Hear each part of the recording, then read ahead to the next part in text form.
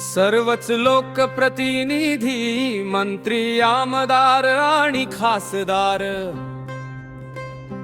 समजतात स्वतःला सर्व जनतेचे एकमेव मुखत्यार.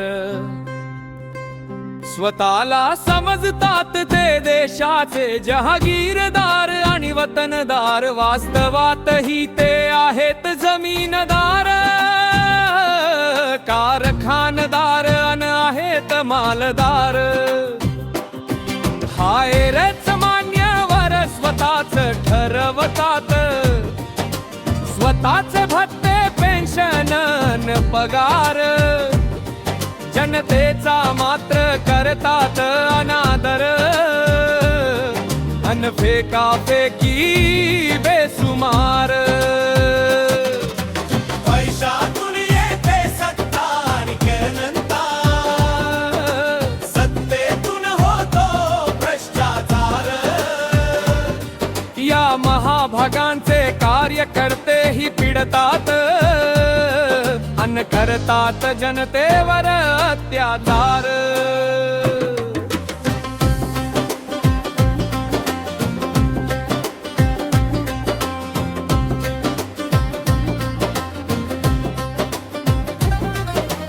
हल्ली नैतिकता उरली नाही, राजकारणाचाही घसरलाय स्तर. प्रामाणिकता व विश्वास गेला बोकाळला आहे काळा बाजार.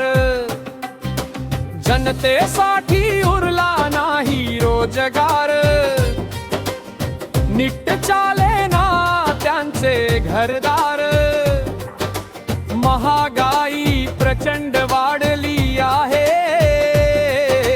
कसा करायचा त्यांनी संसार. शिक्षणाला नाही उरले महत्व, उच्च शिक्षित मुले फिरतात बेकार. शेतकरी नैराश्याने आवळतो आहे, स्वतःच्याच फासाचे दोर.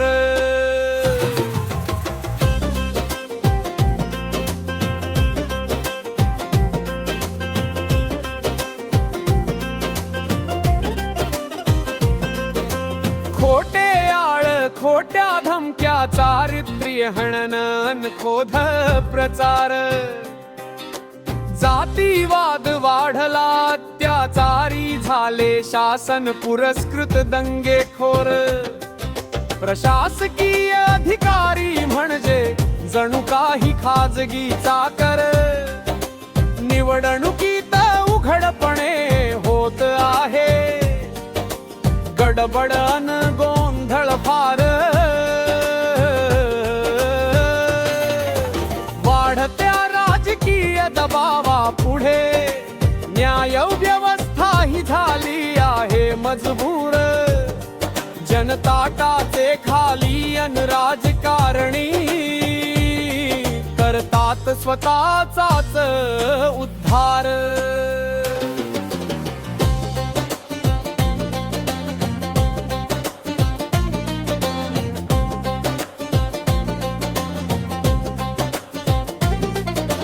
नीती, लाज, शरम, तत्वनिष्ठा कधीच मेली अन गेली सरणावर.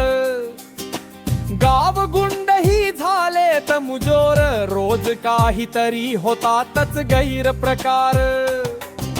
यांनी लोकशाही केली नागडी, रोज करतात तिच्यावर बलात्कार. तरुणाई झाली आहे बधीर, अन उदासीन झाला आहे मतदार. किसन पाटील म्हणे अनेक राजकारणी स्वार्थासाठी करतात आपल्या लोकशाहीवर प्रहार. तिच्या रक्षणार्थ जात धर्म पक्ष विसरून करा प्रथम देशाचा विचार.